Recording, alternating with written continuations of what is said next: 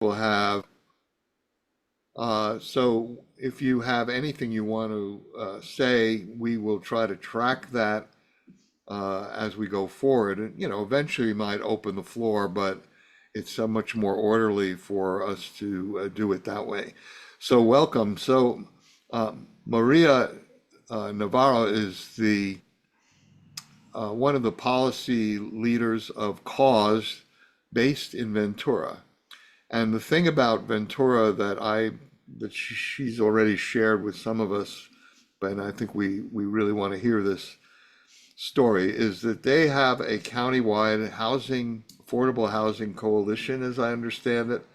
They are also Cause and others are trying to advocate for, put on the ballot a bond issue for affordable housing, which is something people have been kicking around a bit here in Santa Barbara, but we we now need to put that more foreground that, and when for the Ventura experience might be relevant. So welcome, Maria, and what do you want to share with us?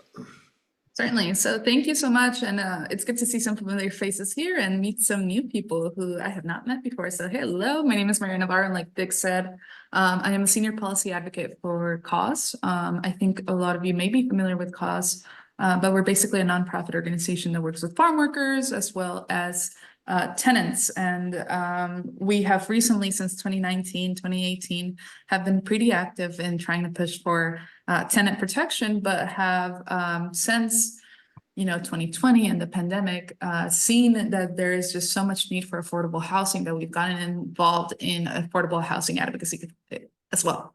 So I think one of the biggest things that we've done recently is create this countywide coalition, right? And this coalition is supposed to be all-encompassing. So we started out with a SCAG grant. So the Southern California Association of Governments was able to give us a little bit of funding so that we could start a coalition with developers, affordable housing developers, as well as other county wide or city specific groups that that engage in homelessness advocacy and or affordable housing advocacy.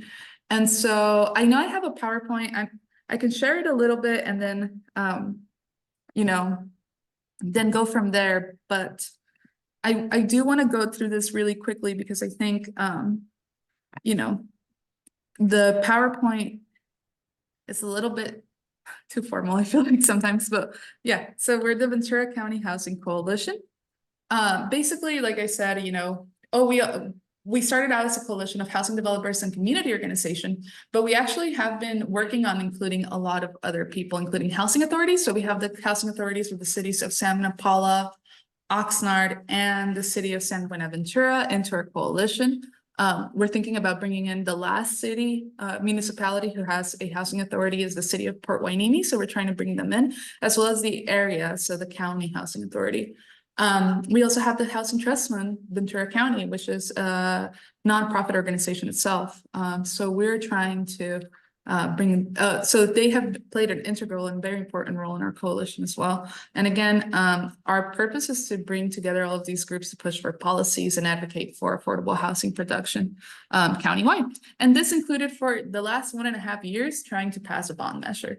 And I'll tell you a little bit more about that. But yeah, if you look at who is in our coalition, you could see a difference between Buen Vecino Cause, Ventura Social Services Task Force, House Farm Workers, and then the different housing authorities, and then the developers. So that is who we are. And obviously there's, I don't think I need to explain it to this group, but there's a need. There's a need for economic growth and sustainability. There's a need to address the homelessness issue, affordable housing. And really the biggest need is to replace redevelopment funds. As we know, like a lot of the redevelopment money was, well, all of it was basically canceled or taken away in 2011 when redevelopment stopped. So I think for a lot of developers, really the biggest need was to create a local source of funding to just replace those funds.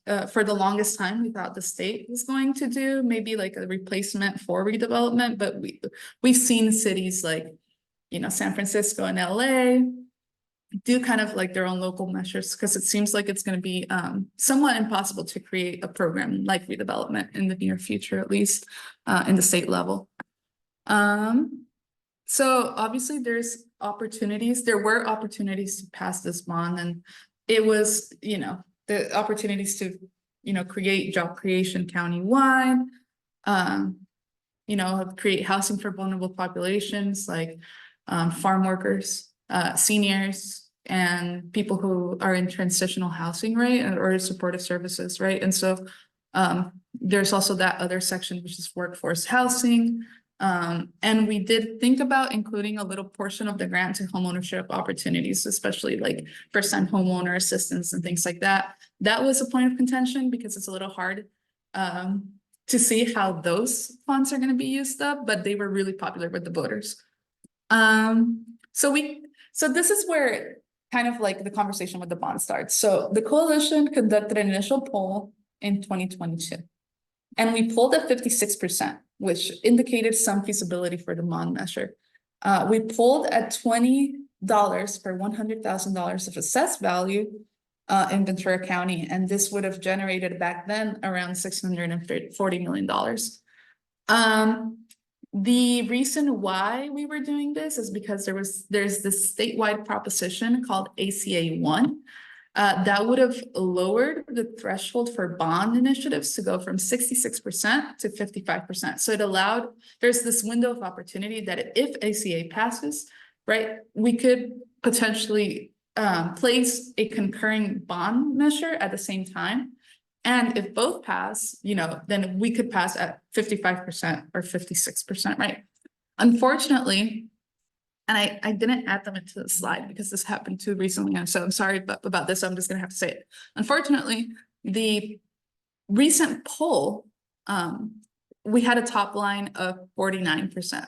So it's like incredibly lower than what it was before, right? And so that percentage change actually, you know, made us step back a little bit and say, hey, maybe, you know, this is not our year to try to get something on the ballot. So with that 49%, I think it dropped down significantly to like a 45% if there was any like funded opposition. But overwhelmingly, the biggest issue by far for residents in Ventura County was housing and homelessness. So we saw this thing where it's like people understand that there's an issue, and you know, 22% of voters, or the potential voters, right, the people polled, said that affordable housing was the top issue, and then 22% said homelessness was the top issue. So if you combine both of those areas together, that's 44%.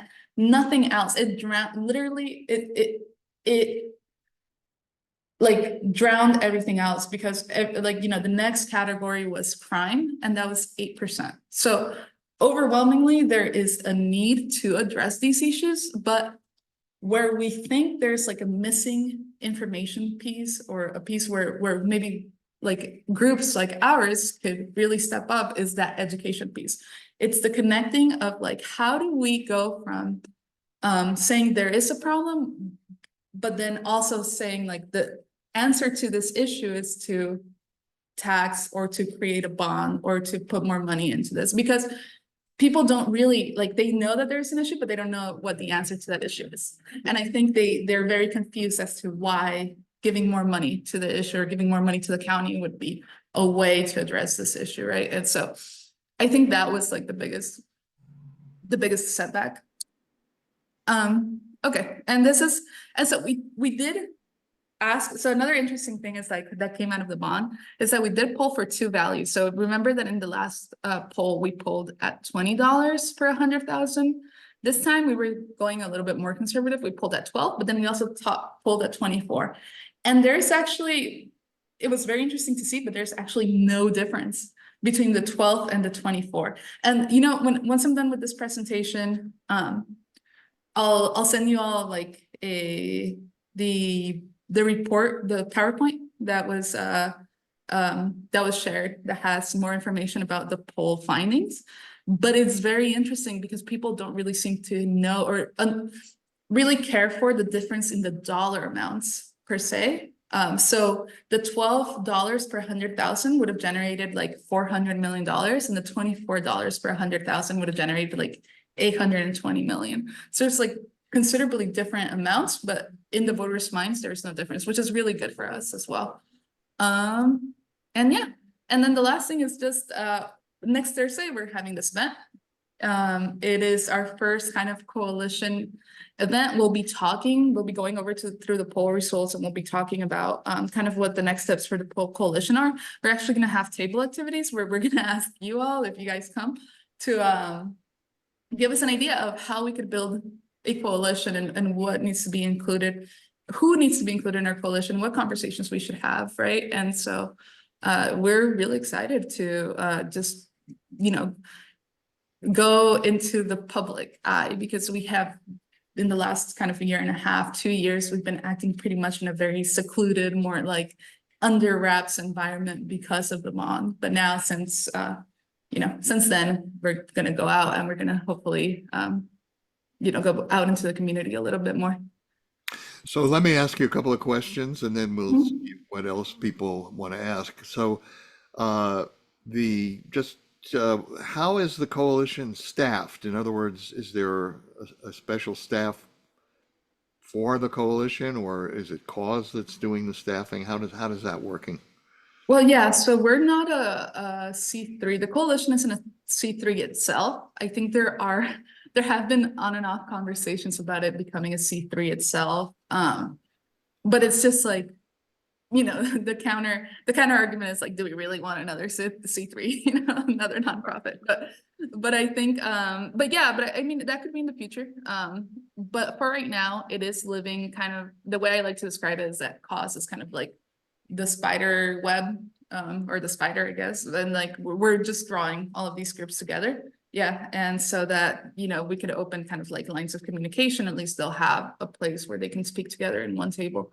What we do is that like a small percentages of Lucas's time is funded through the coalition through different grants that we were able to get, both in through the San Francisco Foundation and McCune and Weingart. And so those have been helpful for Lucas and I time. And then we were able to hire a coordinator, and her name is Suleth. And so she is part-time, but she like does a lot of the coordination as well. So in terms of the actual bond issue, so the point is that people were asked in the survey, they were told that it would cost them, whatever you said, $12 for every $100,000 of assessed value. Renters they don't pay for the bond issue? Is that what I'm understanding? Renters would pay in their rent.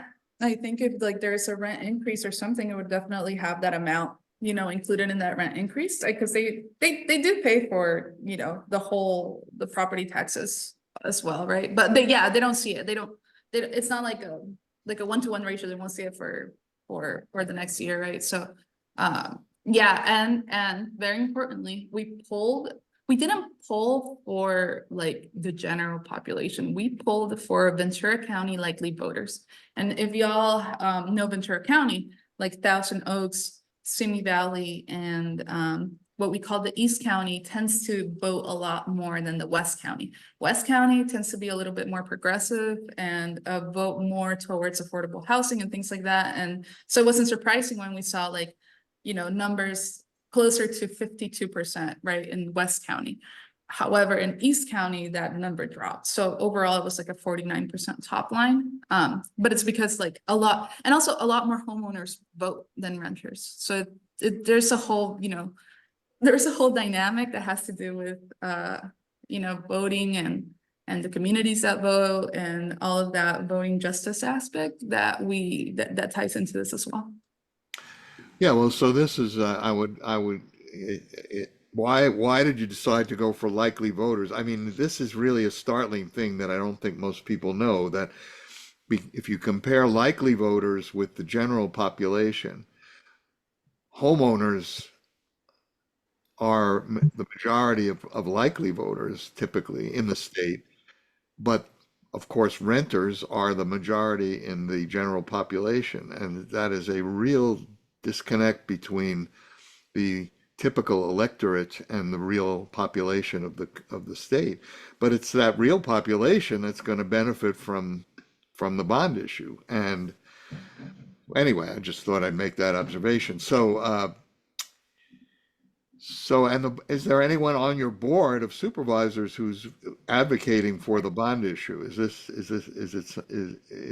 What is the actual political situation on your board of supervisors around this issue?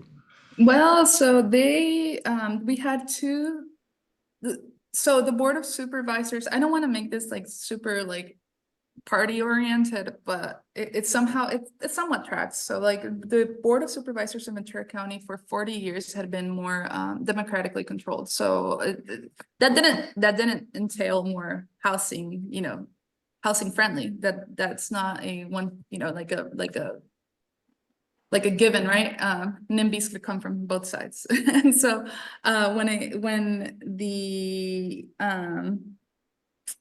in these 2020, oh God, I'm forgetting the year. Oh yeah. So in these primaries, sorry, in these primaries, there was a chance to, no, sorry, in 2022, the board got flipped. And so now there's a 3-2 kind of like Republican majority. That doesn't mean that they're not pro-housing. They have been pro-housing. It's just a little bit harder because it's like the circles that we usually, that we relate to tend to lean towards that more, I guess, more democratic circles. And so now we have to extend, like one of the biggest challenges is extending that relationship to the third vote, which is either Jeff Gorell or Kelly Long or Janice Parvin. All of them are in charge of somewhat relative conservative areas in Ventura County. And so we do have two great champions, Matt Levere and BNA Lopez, who are willing and wanting to put something forward. But in general, honestly, all of them were really looking towards the results more than anything else, the polling results. And I think once they received them, they were really, our comments to the board and then our subsequent kind of conversations have been very, positive. And I think in this case, they just all agree that, this is not the year to do it. And I think we agree with them as well. And so you're definitely committed to the bond issue as a way of raising the money that's needed rather than other taxes and stuff like that, right? Well, we still haven't had any other conversations regarding the any other taxes, but certainly I think there are many ways to go about this. We could wait till 2026. We could wait till 2028 to see if ACA, because we also have to wait until then to see if ACA 1 passes, right? Because then, if it does not pass, then really it's a moot point. Then trying to get to 66% is kind of like the long shot. So in that case, if it were not to pass, then we'd probably look at municipalities or some other type of tax, like a sales tax or something to be able to get more funding. But in general, it really has to do with relationship building and seeing where people want to go from here on out. And this whole coalition effort is a high priority now for cause in Ventura, is that right? Yeah, I think so. It's about half of what I do right now, and I hope to continue it on and have a good coalition and relationship with everyone. Yeah. So people, what question, we might as well open the floor quickly for any questions that people want to ask Maria about what is going on with respect to this coalition idea. I would want to point out, by the way, that the Santa Barbara Foundation, I keep recommending that people go to their website and find their report on affordable housing. Mhm. It's a monumental document for our county, and they advocate a bond issue for the county in that report. So that might suggest that they might help in getting funding for the coordination of a coalition building effort that was tied to a bond issue. I don't know who's going to take the actual steps to do what I just suggested, but there's really a path that we can see. And the reason I'm excited about Ventura for us is that it shows that it can be done in terms of that kind of coalition, which really spans the social justice community and the homeless groups and so on with the developers, right? Included, and they're part of it. Yeah, they're the founding members, and I think we're gonna start meeting quarterly, and I'm sorry to cut you off, but we're hopefully starting to meet quarterly with labor unions, with businesses, business associations, educational folks, and then elected officials and environmental groups, because that's really important, because we understand in Ventura County, we have SOAR, which is Save Our Natural Resources, and so we can't build in ag land. It's basically, we can build an ag land, it just requires a 66% vote to build an ag land. So, and no, it's not just nonprofit developers, it's anyone who builds,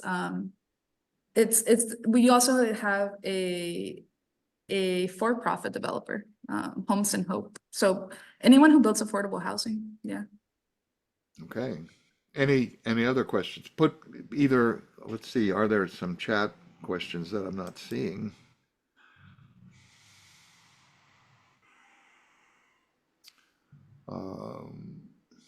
No. Well, Oh. there's one from Linda Honigman. Linda, why don't you say what you want to? No, that was just answered. That was the one about is it just nonprofit Oh, right. Okay. developers? All right. Well, any other questions or comments about this? Maybe Polanski, you have any thoughts since you are the developer in the room here? John? Maybe he's not listening.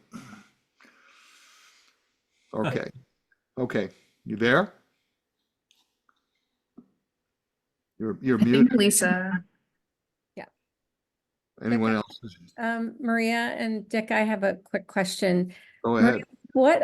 what is the latest update on the California Business Roundtable's statewide ballot initiative called the Taxpayer Defense Act? As I understand it, that would roll back this ACA 1 threshold. They're basically competing initiatives. And have you factored that, and maybe you want to explain that if you know more about it, and have you factored that into your strategy here? yeah, I'm not necessarily sure about the status of the Business Roundtable initiative. That has always been like a looming kind of threat to ACA 1 in general, right? ACA 1, we've heard it's now going through its final reiteration. It will go through the House with another amendment through the state, Senate and House, but is it called a House? Anyway, but Assembly, sorry. So I think the biggest thing with ACA 1 is that we've heard from the beginning that if the roundtable measure gets to the ballot, right, then there might be push from the governor's office to basically get rid of ACA 1 and table it for another year. So that would be the biggest, concern. Yeah, that's what I've heard as well, which means then that threshold, that ability to have a lower threshold to pass a tax measure wouldn't at least be in play for another year or two. And then can I ask you, is a bond subject to the Taxpayer Defense Act, to that counter ballot initiative, or is a bond separate? I don't know. Sure. I'd have to get back to you on that one. Okay. So currently a bond issue requires a 2/3 vote? Yeah, for special purposes, yes, so from my understanding. I see. Okay, so the, So then it probably would be okay, because the Taxpayer Defense Act is basically saying any tax measure that a city passes using a majority vote of 50% would be required to not only pass at 2/3 going forward, but retroactively. So that is really the biggest issue with that competing ballot initiative to ACA1, is that it could retroactively go back and take any tax measure that passed at 50% and make it null and void.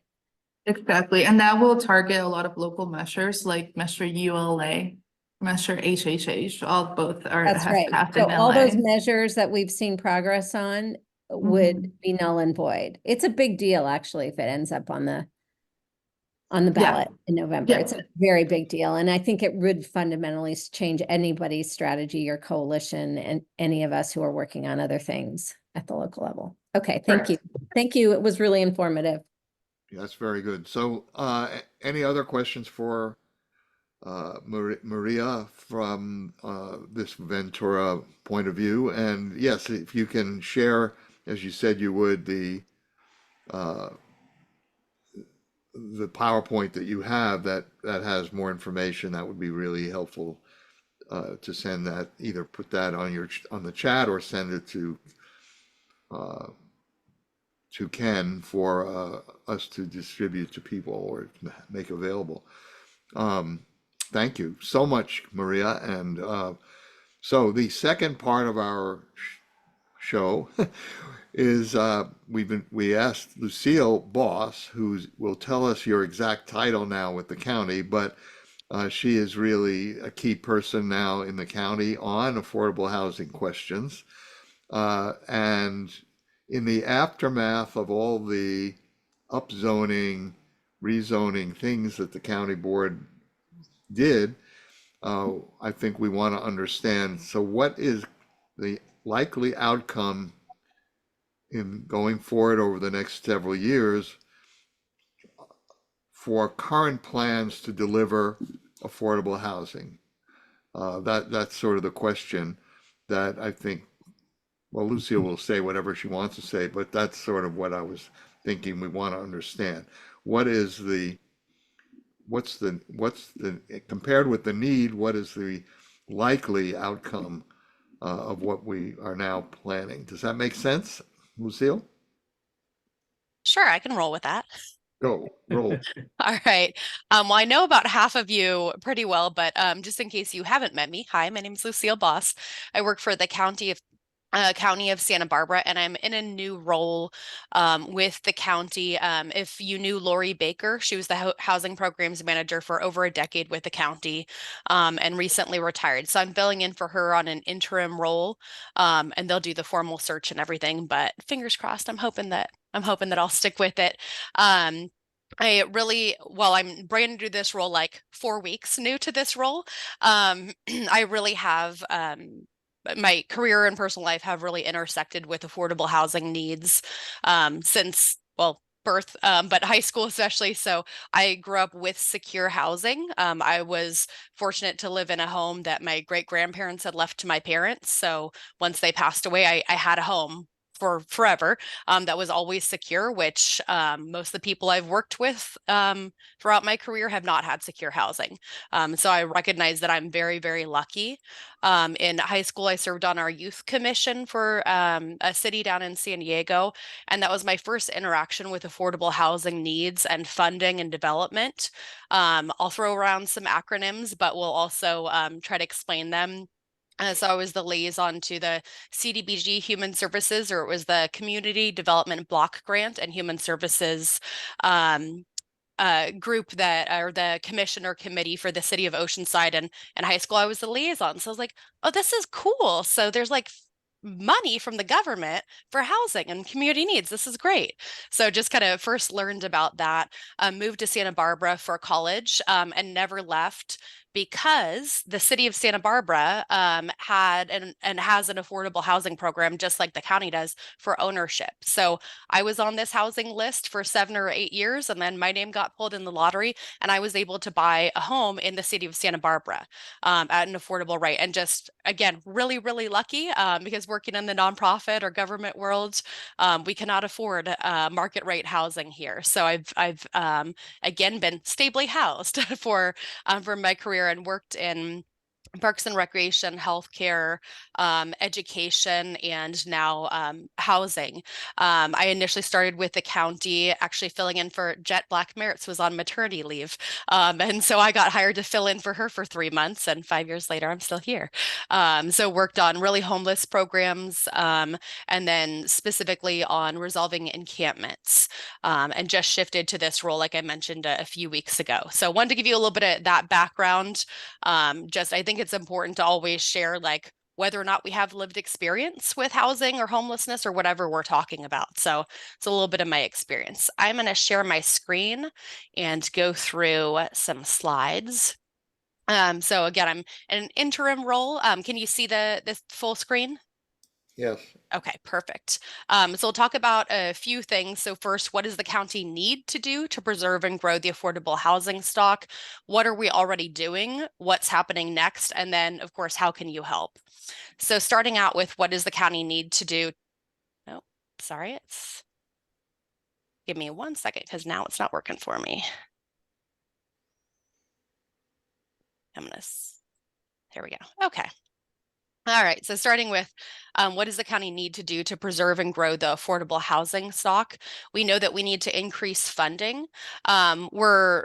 Many years ago, we had redevelopment and had a ton of funding, and that's when we saw most of the affordable housing development in our community. And then that went away, and we were stuck with some really serious challenges, which I think John Polanski lived through the most in terms of affordable housing development.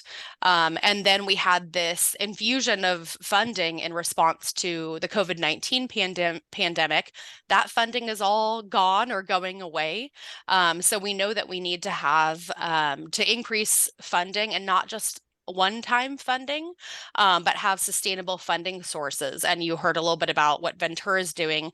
And I really want to give credit to the city of Santa Barbara too, for starting their trust and looking at matching funds and additional funding sources. So that's something that is in, I think, everybody's plans to have an increase in sustainable funding.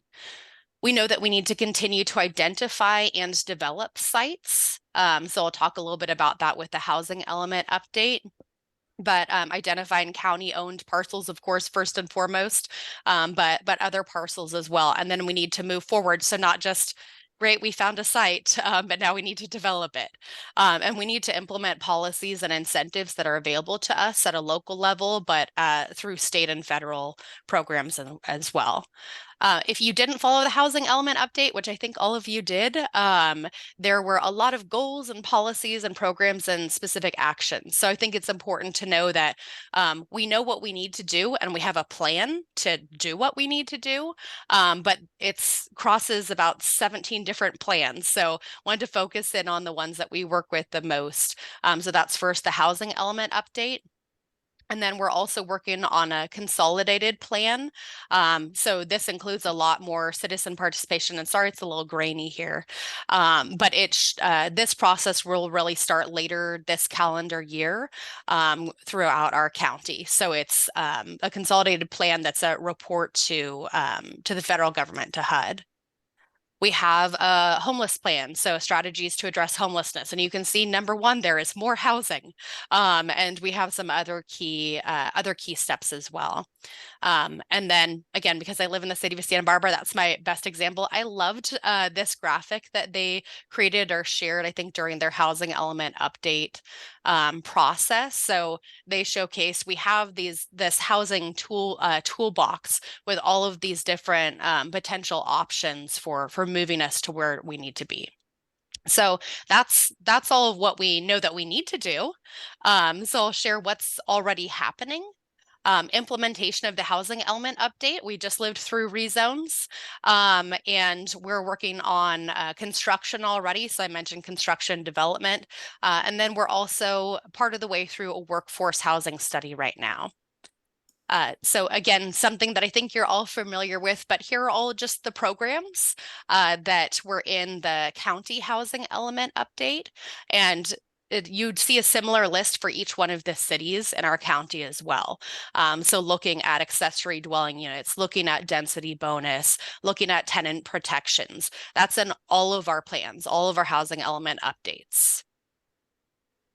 This was a workshop that was done on rezone, so just went through that. And then this is a sample of what we're working on with the workforce housing study. So these are all part of the housing element update. And I want to share what's already in the pipeline. This is a few months outdated. Some of these are already open. People are living in the sites. But this is something Frank Thompson put together for the county and city's affordable housing task force. So that's staff and elected officials. But we just really wanted to share, like, we're seeing a light at the end of the tunnel. There is housing that is being developed, and this is before the housing element update and rezone. So we had all of this already in the pipeline, and we wanted to note that there's a total number of units, and then a number of units also dedicated to people who are experiencing homelessness or moving from homelessness. But a couple of these, Buena Tierra is open, La Posada is open, Hope Village is open, and a few others have already broken ground. They're moving forward. So I'll share one specific example of Escalante Meadows in Guadalupe. So this is what used to be there. And when we look at, single story buildings kind of spread out, we realize that if we have some more density, or we can do more on different properties. So with some disaster relief funding, that I think it was that the city of Santa Barbara and county contributed, because there was an opportunity to develop affordable housing in Guadalupe. So these were kind of the plans, and you can see just the start of construction here. Groundbreaking with our elected officials, and this is what we're seeing just as of a couple of weeks ago. So people will be moving in really in the next year. It's on track. So it's really exciting to see, from just the need to the financing to everybody working together with, okay, we have the money, we have the land, and we're really looking forward to people being able to move into these permanent housing units. So that's just one example of one project, but you saw the list of a number of others. I wanted to really zoom into the workforce housing study too. And this is a very, very draft that we just got a couple of days ago, but we're working with a consultant on a workforce housing study. So first, making sure that we have an appropriate definition of what is the workforce. So I think a lot of times when we use the terminology, we think of like teachers and firefighters, but if we think about our biggest industries, we're looking at agriculture, hospitality, education, healthcare. So looking at how do we define it by area median income, and is there a difference between rental and ownership, and what area median income or AMI allows you to rent or to own, and what changes do we need to make? So this is just a snapshot from one of the 50-something page documents that we're working on. And I wanted to highlight a few of the sites that we're looking at. These are county-owned sites or county-owned parcels. So I know that's something SBCAN, I think, put out a petition that the county should consider developing on county-owned land. Yes, we know.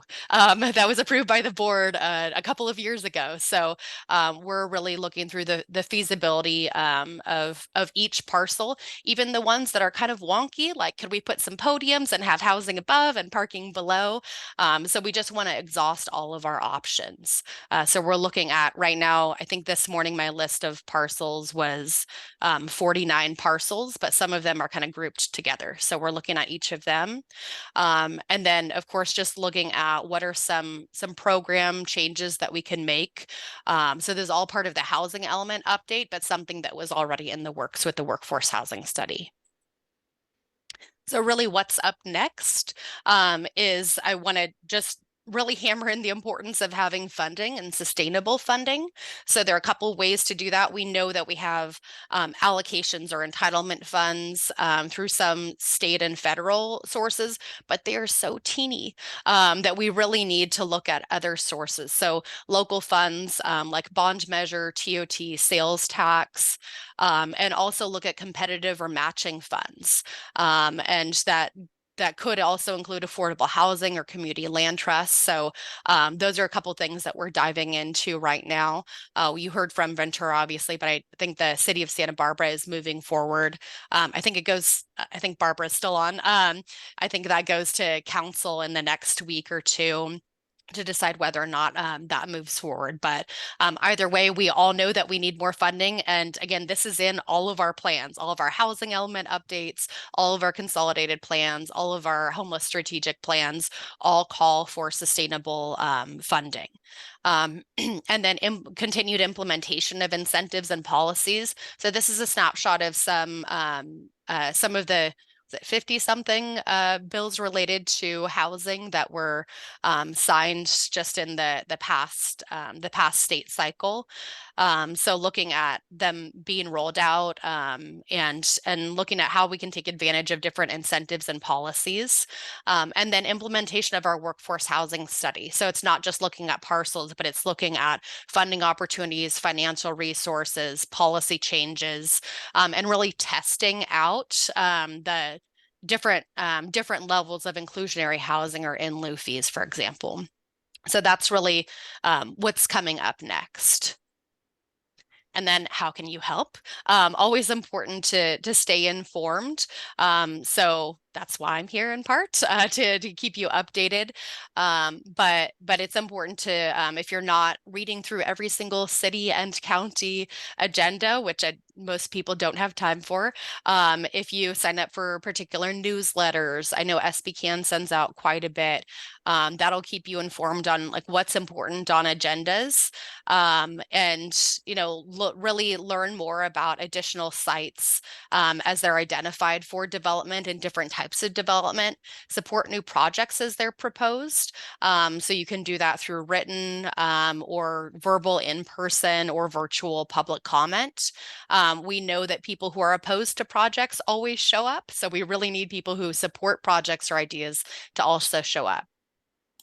Add pressure to timelines for policy and incentive implementation.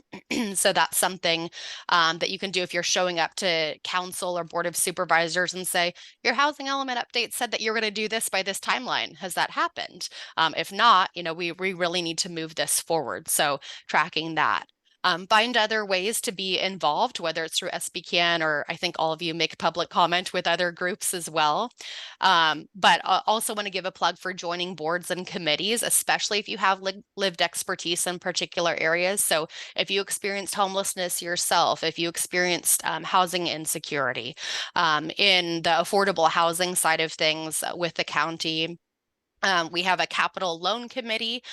So that's folks who are developers, financial expertise. We also have the Human Services Commission, and I think except for District 3, we need commissioners in District 1, District 2, District 4, and District 5.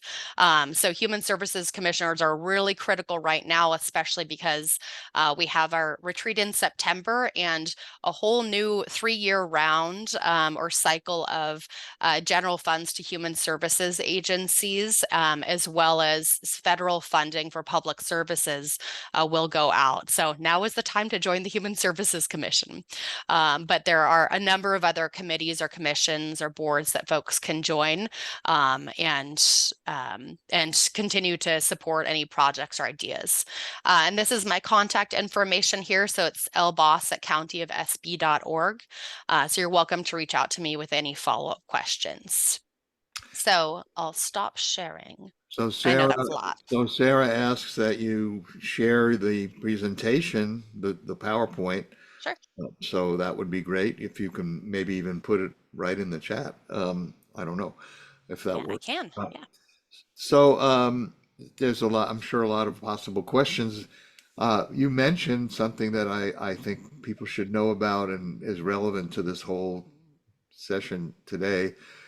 And it's in the chat mentioned that next Tuesday, the city council is considering staff proposal for a increase in the sales tax in the city from, I think it's 8.75% to 9.25% is the proposal, a 0.5% increase that is needed by according to the staff for the city's budget deficit. But the housing advocacy community led by Rob Fredericks of the Housing Authority has pushed hard to make sure that a considerable part of the sales tax revenue, increased revenue, goes to the Affordable Housing Trust Fund in the city. We favored a hotel tax increase, not a sales tax increase, to do that. But if both of hotel tax and sales tax were on the ballot, they probably both would run the risk of losing. So a sales tax with a strong housing benefit to it, we think is at least politically viable. So that is coming up on June 4th, and if you get hold of the agenda for the council, you can see where that is on the agenda. I don't know that they're going to vote on June 4th. Maybe they're going to vote the following week on the ballot measure itself. And then we have, if that's on the ballot, we're going to have, to commit some energies to hopefully getting it passed. Dick, I didn't want to interrupt, but I just wanted to clarify a couple of things. So I'm Barbara Anderson. I'm a senior assistant to the city administrator in the city of Santa Barbara, and just Thank you really for being grateful here. to be part of the conversation in here for both cause and the county of Santa Barbara. So this coming Tuesday, we have our budget deliberations agenda item, and then after that will be a discussion on the proposed ballot measure. So you're right to say that there will be no vote for action. But if the council directs the city administrator and staff to come back, then there would be an action item on the following agenda on June 11th. And please know, housing was always part of the conversation. It was just really talking about how we get there. And so I think for us, this really is our attempt to do it all. And again, understanding the implications of proposing the sales tax measure as being a regressive tax. But for us, it yields the $15.6 million that allows us to both support and maintain essential services that the city provides, but then also really commit a considerable investment into that local housing trust fund. So you'll see the proposed ballot measure language, but then absolutely suggest that you tune in to hear the council discussion on that. And outside of that, happy to answer any questions from anyone about what, again, staff has been working on and exploring these revenue measures. And I'll put my email address in the chat. Thank you very much. Thank So, you. Linda, you're asking about, so is the county board going to be discussing an increase in the TOT? Is that what you're? Well, and I hate to switch it off. I think Rich had a question. So if it's about Yeah, what we were discussing, maybe do that first. yeah, Barbara, I have a question, and you probably can't answer this, but I'll ask it anyhow. Is there any sense of how much might go into the housing as opposed to other vital services? I know there can't be. We can't articulate that because it's a general fund tax measure, but the local housing trust fund is in the language of the ballot measure. So in terms of specific programs being identified, that's the only specific program being identified. And I will say, just in terms of our internal discussions, it would be significant. It would be significant. Our partnership with the Housing Authority is incredibly important. We know that this is the highest need. You'll see in the data that we presented to the Finance Committee, as well as what we'll share with Council on Tuesday, it is the highest priority issue. That and maintaining 911 emergency services for every resident that has provided feedback to us and direction to the council. And then again, it is up to council. They can go forward with a resolution to specifically allocate the revenue if that measure passes. Thank So you. it's a $15 million expected revenue generated from this increase. And if you think 25% of that at a minimum would go for the housing and maybe considerably more, you've got $3 or $4 million possibility just from that relatively conservative percentage. That's my understanding. But you're right. This will be a debate that the council will have to do. So we have to be, we people like us have to be very attentive to this and push hard for the best outcomes for housing. And I would say, down the line, we might want to propose additional revenue for the city, just targeted for the housing trust fund. But for at least for this point, we can. So that leads me to the question back to Lucille. Is there a housing trust fund yet for the county that is Not devoted yet, now? no. Again, that's in all of our plans. And I don't know why I forgot because it's on my calendar. But yes, also tune into the County Board of Supervisors on Tuesday. So it really is just a presentation and discussion. And the recommendation from staff is to for the board to direct staff to return with an ordinance On the housing trust fund? on TOT. Oh, on TOTs. And the TOT would be, what would justify the TOT increase? What is the reason for it now? So it's a full board letter that I did not write. So let's see. If you come back to me in a minute, then I'll try to summarize for you. So I didn't realize, yeah, what is the actual increase they're asking for? And So let me I'll share because I think it would be not helpful for me to just read it without people being able to see it. So I put the link in, make sure I'm sharing the right thing. I think it's from 12 to 14% increase is proposed. okay. And is it designated for housing, or what's the reason for doing this that they're giving? Addressing projected budgetary challenges. Let's see. I did not write this, so No, don't have it memorized. that's all So right. I can read it in the next 5 minutes and bring it back. Well, we can, all right. But I put a link in the chat. Yeah, okay, so we can figure that out. So this would be to put this on the ballot, right? This has to go on the ballot. And I think I'll clarify, I think many of you are aware of this, that if it's for a specific purpose, the voting threshold is higher than a general fund tax. So I want to clarify, we're also just dealing with voter turnout, presidential election wariness. Right. Yeah, resident impacts, inflation, and other things. So I think the 50+1 threshold, I think both county and city are trying to maximize that, which unfortunately leads to a general tax purpose versus something more specific. Okay, so that's the sort of problem we have with these measures, but we have to really accept that at the moment, which is that you can't spell out what they're for too much, otherwise you need a 2/3 vote. So, which is, if anyone. That's why Maria was sharing the challenges in Ventura, because their polling was at 45%, I think she said. 49%, whatever it was. So yeah. All right. So we can. So that would be interesting to hear the county board discussion of whether the hotel tax increase in their minds is has a house it helps establish the housing trust fund. I assume that. Can we assume that that's going to be?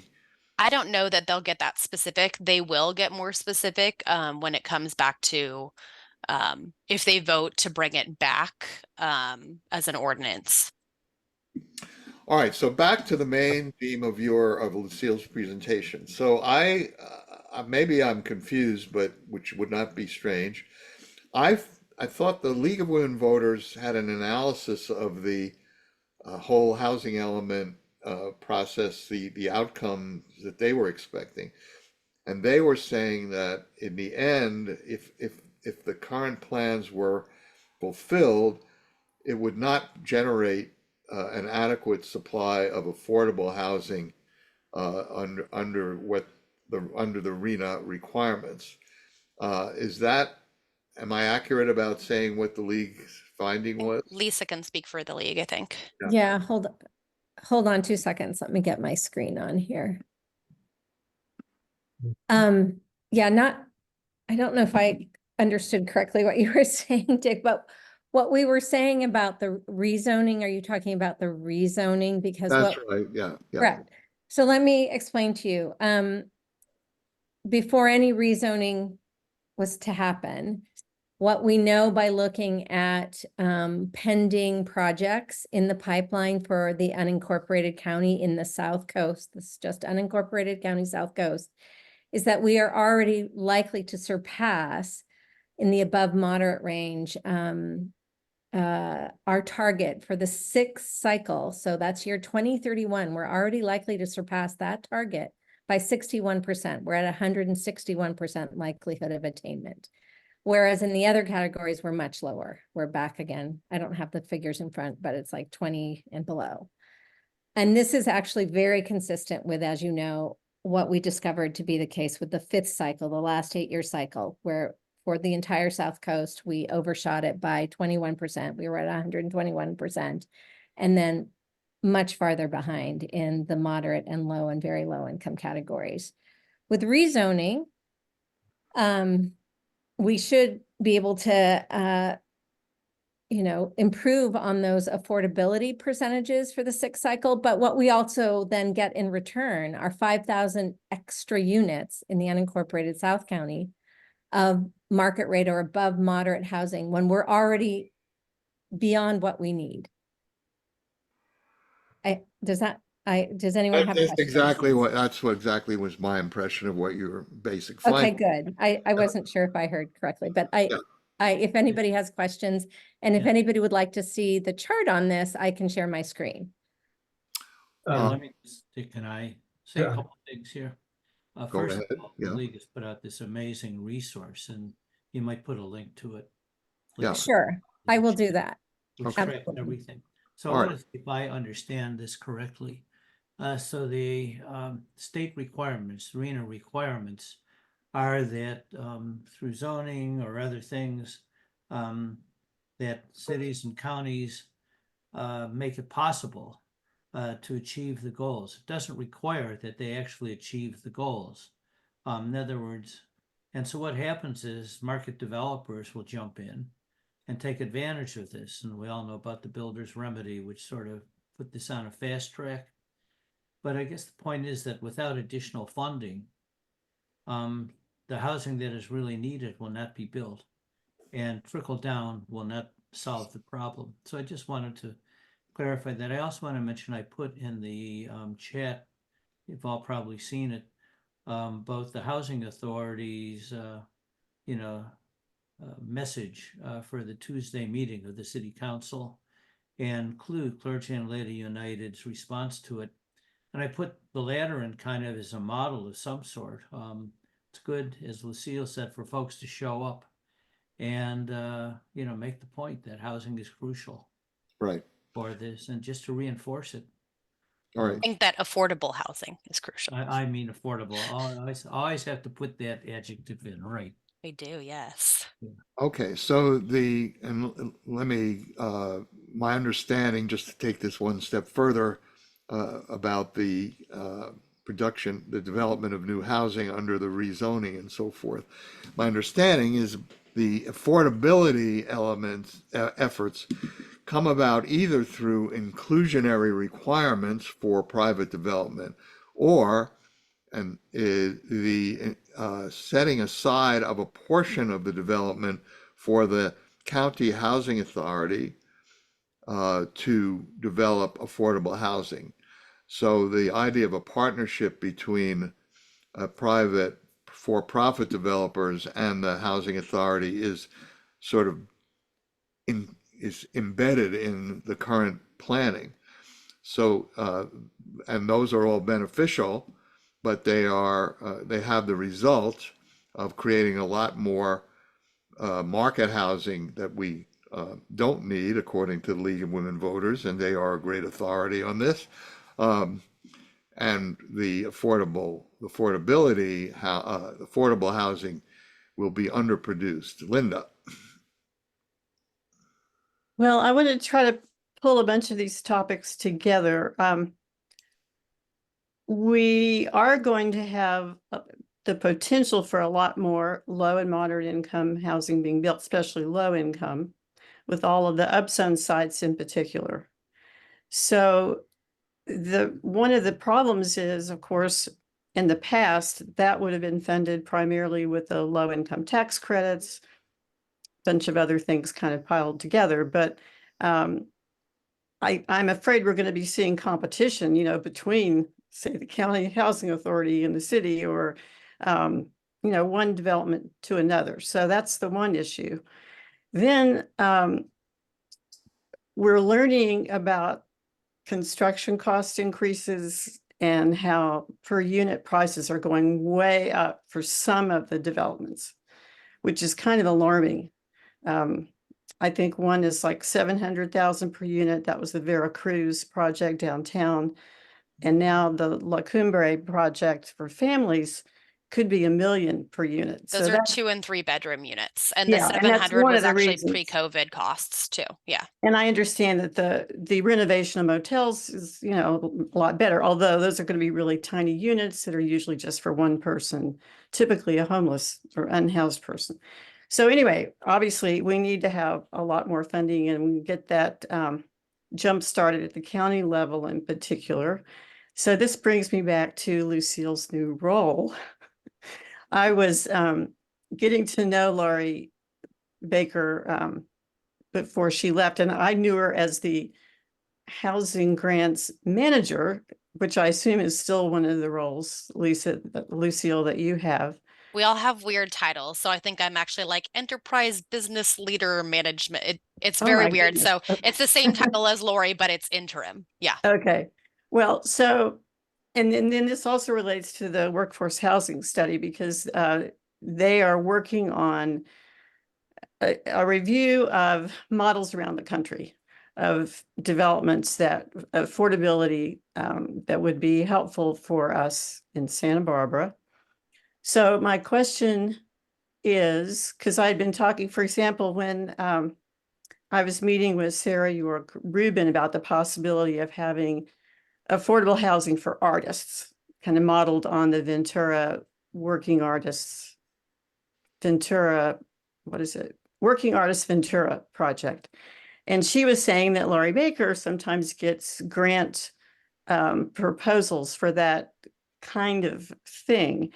So how can we help you? Do you need additional funding to have people looking out for grants and writing grant proposals? Because I think that's going to be really important in the next couple of years. That's something that I'd be working on. And then we also do have consultants that we work with to write grants. But I think we haven't gone after competitive funding. And although it's dwindling now, that's something that we were really excellent at on the homeless programs team. So just an example, in one state funding source over the past 3 years, 3 grant applications have been successful and brought in $16.52 million just for encampment. So that's something that I want to bring to the affordable housing side of things too. So it's looking like it's more matching funds, going after competitive matching funds, but still learning. Maybe week 5, I'll have everything down. Well, if you need help, if we need to get more money, I know that we spoke up in regards to the personnel, the budget increases for planning department and so on. I'm not sure about community development, but. Well, I need to bring us back to a more focused discussion. So, the fact that county-owned parcels are now part of the plan, so to speak, and they have been for about 2.5 years. Yeah. And how does that help with the affordability, or are there developers for any of those parcels, or what's going to happen with them, do we think? Dramatically reduces land costs. That's right. So how is that going to be, how's that going to be developed? How is housing actually going to be So developed? stay tuned for the workforce housing study. So that should go to the board late fall. Because we'll be proposing specifics for parcels, and I think the charge was to bring 20 parcels, so that's what we're narrowing down now, and working on pro formas based on different financial resources that are available. So I'm really, in the background of my questions has to do with what we started with, the bond issue concept. If we had $500 million from a bond issue, would change the picture, wouldn't it? Yes. And have you thought about how, or what would you Yes. say? Again, that's like every city and the county's plan, as this is something that we need to do. I think we've missed the timing for this year. Historically, you look at doing that in presidential years because you get more voter turnout. I'm interested personally, at least, to see what the voter turnout is this November in our county, because it was really, really low in March. So it may be something that we pursue collectively between county and cities in 2026 or 2028, or maybe there are other measures. Yes. All right, so that just reinforces the story I was trying to convey through this whole session. There's the need, there's the land, potentially, but the money in this, and I would make a comment like this, that we are the only advanced industrial country with no national housing program that really makes it possible for housing to be a human right. But at least on the local level, we might have these mechanisms like bond issues to substitute for a national program, and maybe eventually we'll have that national program. Go ahead, Lisa. Yeah, thanks. I wanted to clarify a couple of points about the league's position. Number one, what we have said is that if we're in a position in the South Coast right now to overshoot our target in terms of above moderate. Keep in mind that there are a whole bunch of stakeholders in that pro-housing community that believe building market rate housing is a good thing, because they do believe in the filtering effect and trickle down, and that's part of their strategy. I want you to understand that. And I think in Santa Barbara, we are unique. I think we are creating an argument here that says this is not sustainable, right? We are landlocked with fire-prone hills, and we have flood zones and the ocean on the other side and limited resources. And I think those are the arguments that come into play about overbuilding market rate housing, and that what we really need is affordable housing, and we don't have a mechanism for doing that. And as Lucille has pointed out, and I can't underscore it enough, it really comes down to a permanent funding source. And the reason that is so important, coupled with these county-owned sites, is that's the only way to close this gap of increasing affordable housing just to build a trickle, increasing market rate housing just to build a little bit of affordable housing. And if we keep going down this path, that gap is just going to continue to widen. But if we have money and we can densify some of the sites we have for the county, we might be able to close that gap. Does that? Right. Is that And that's really a very important point, because it is true that the national discourse is all about incentive. an abundance? They're talking about an abundance of housing. That's right. And that is, I won't comment on whether it's true nationally, but you're right. It's not only the things you said. We have a housing market that includes many people willing to pay at the high end for second homes, or or who are highly paid people, and the supply will never be, the vacancy rate will never reach the point where it will significantly affect prices. I say that with no data or scientific backing, but just my strong sense of that, and that's sort of dovetails with what I think you were saying, Lisa. So Yes, we have demand inelasticity, and I actually have a research study I can share with you, Dick, privately on that. We have our housing demand is insensitive to price, and what that means is it doesn't matter how high a house is priced at. There is always a wealthy person out there, especially in light of remote work now, right. who's willing to pay that price. So if the price goes up, it doesn't tend to go back down because there's always someone else who's willing to do it. And it doesn't matter how much we put supply out there, there's always someone willing to pay a high price. So it's called demand inelasticity. And there's this big student market for rental housing because the university has, lagged in developing That's right. on-campus housing, and student housing is a super lucrative way for rental housing to be made profitable, highly profitable. And we're not unique in this, but this is our situation.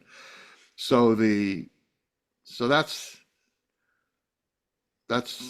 part of the story. So, but there are specific projects that and you mentioned this, Lucille, in your presentation, the need to focus on some specific projects and make sure they get done and get overcome NIMBY type resistance or to them.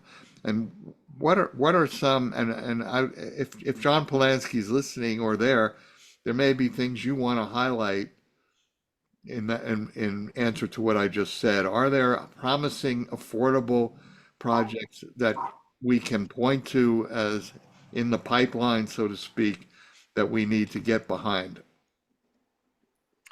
Yeah, thank you. And again, still no camera availability, so sorry about that. Funding is a big issue. The tax credit program, as we all know, is oversubscribed every time.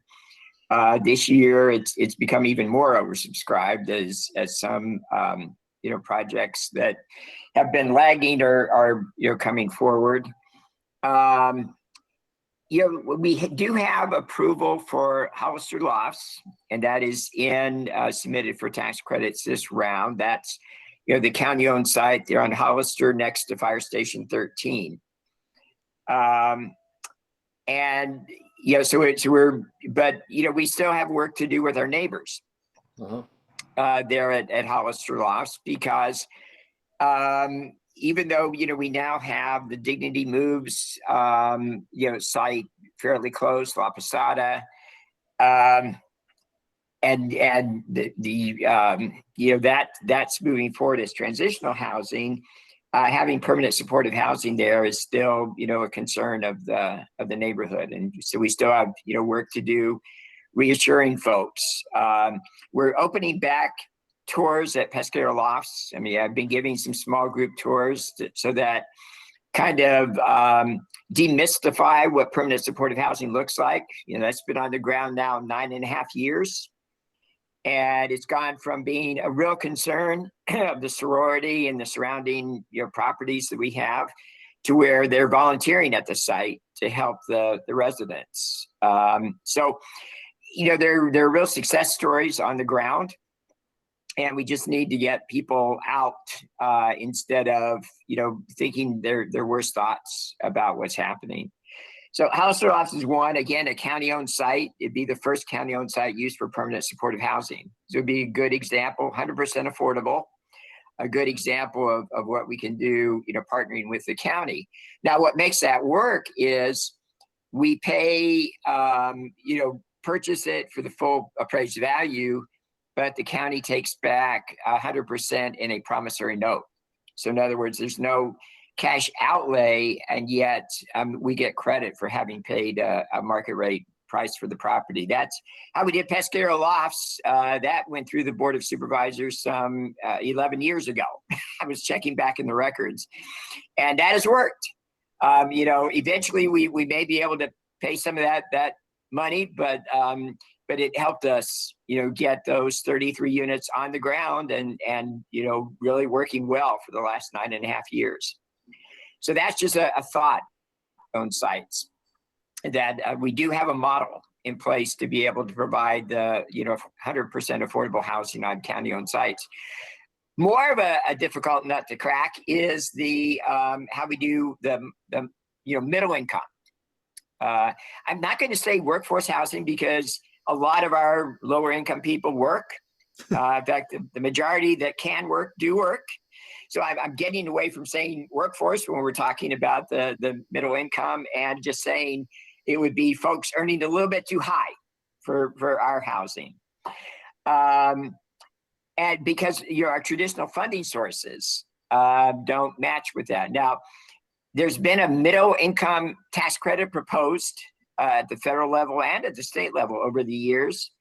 So if we see that come back, I can alert folks to, kind of get behind that. Our state representatives and our congressional representatives have been behind it when it's come up. It just hasn't quite made it to the finish line.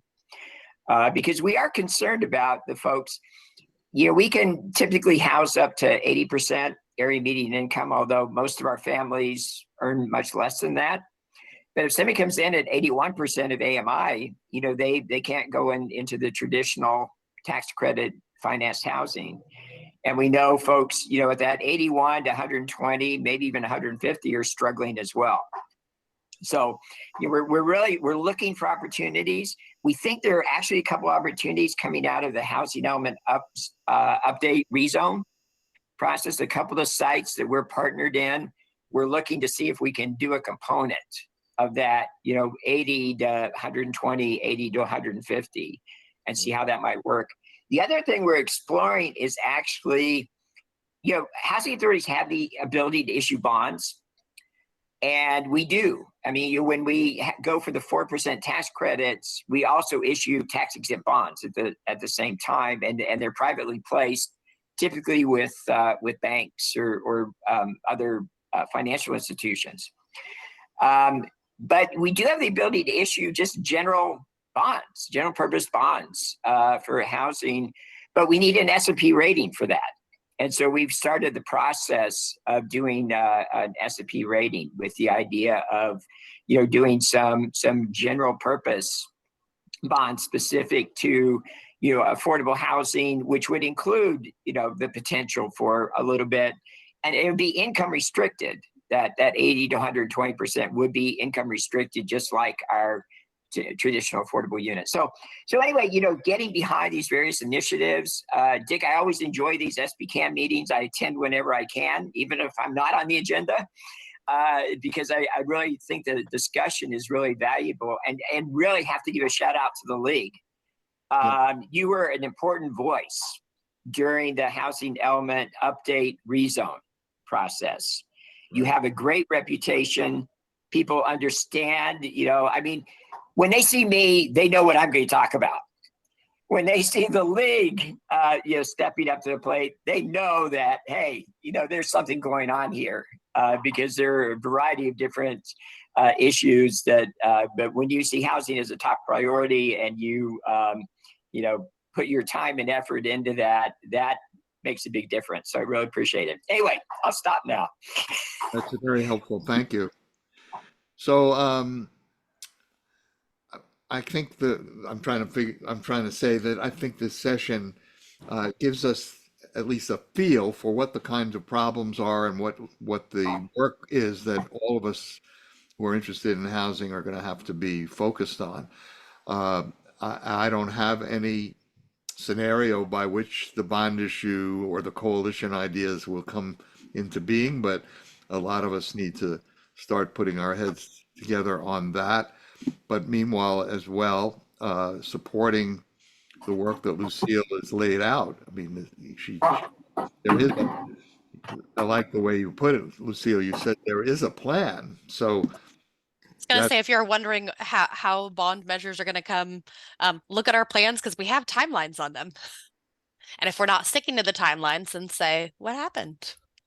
Well, who's going to propose the bond issues? I mean, you think the county board itself will do this? So they're in all of our housing elements. So by 2027 is what it's reading. Uh-huh. No, but I mean, usually those come from, well, in Ventura at least, they came from the network of organizations, the coalition, rather than coming directly from the government, county government. But that would be good news if you're saying the county government is going to be pushing for those kind of measures. I think it's going to be a big group, but yes, government will be at the table. Okay. Well, anything else you'd like to say, Lucille, in terms of things that we should know about, or the help that you would like to see us provide for the agenda that you have in your heart? I think as I learn more about the role, I will let you know. But thanks for the opportunity to just give a real overview of kind of what's in the pipeline, and do please keep showing up and reaching out with ideas too. Very good. So, and you put some things in chat for us, did you? Yes, a link to the slide deck. So I haven't been checking the chat. Is there any, are there questions there? Rich, did you have another point you wanted to make? Unmute yourself. Dick, I have a question, yeah. So let's just build on something Lucille said at the beginning. It's important that people show up, and there's a lot of stuff happening, a lot of hearings, and it's hard to keep track of what's happening.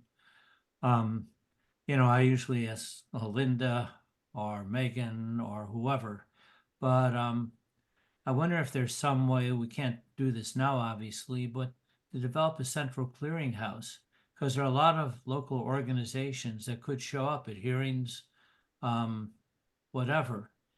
And I find it bewildering myself. I mean, the city council, you know, I didn't even know about the county discussion of the transient occupancy tax until I saw Linda's email yesterday. You know, and I had to scramble to kind of get clue to send out a notice about the city council. So, you know, I just wonder if there's some way Well, I think that's a great suggestion, and I have a thought that you just stimulated, that SBCAN can help with that role. So thank you. I think that's a great idea. yeah, just a regular schedule of what's up. Yeah, yeah, no, And monitors it. I'll add in, I mean, I subscribe to lots of newsletters just so I keep updated too. So aside from, you know, I get the email from county and cities, and that usually tells you the agenda's been posted. Here are the hot topics for next week.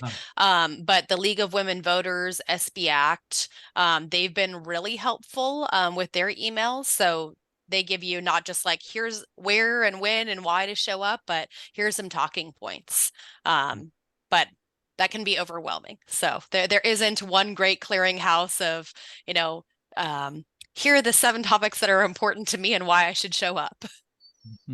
and it isn't just city or county board meetings. It's also even things in the state legislature and other arenas that would be good to keep compiling. So thank you. That's a great idea. Any other comments people want to make? I have a quick one. I Sure, don't know thank how you. many, I don't know how many of you get my little listserv. If you're not, I do one practically every week, and I'm gonna get Lucille back. I know I have your email, Lucille, because we were on DCTC. And so you will be on the list. I have gained some new potential readers this week. So what I do is that I post all the agendas countywide. I haven't gotten into the special districts yet, but I've been doing this for about a year or more. Jeannie, how long do you think I've been doing that?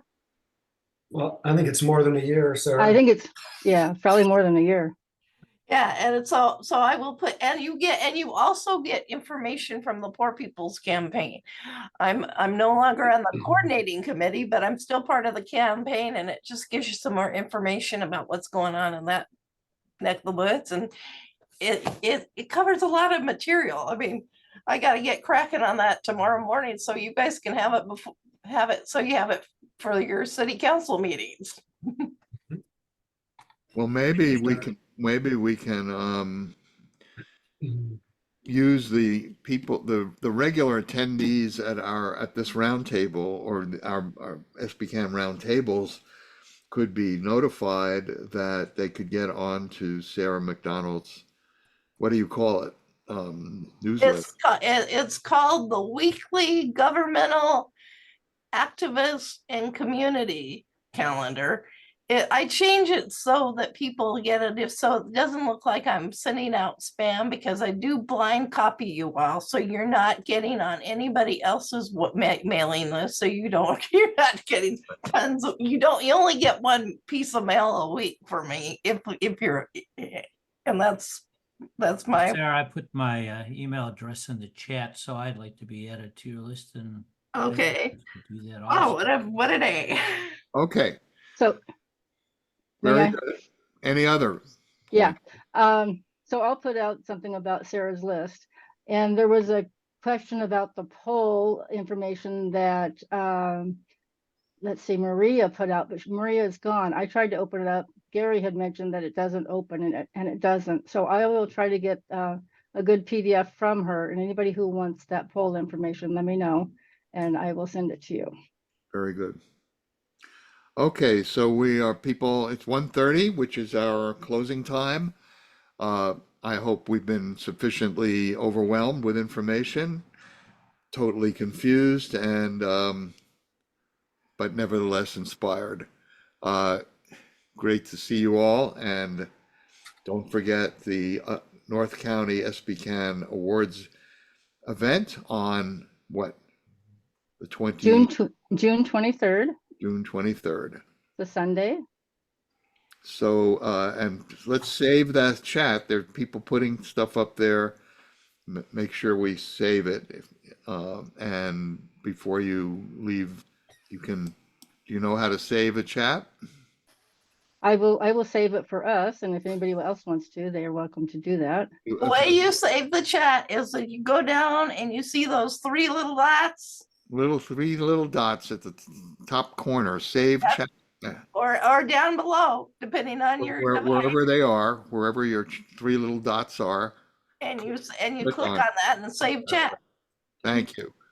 So that's makes this whole meeting worthwhile. You learned something about how to use Zoom if you didn't know what we just did. Okay. Take care, everyone. See you Bye. soon. Okay, Bye. thank Thanks, you everyone. all. You. Take care.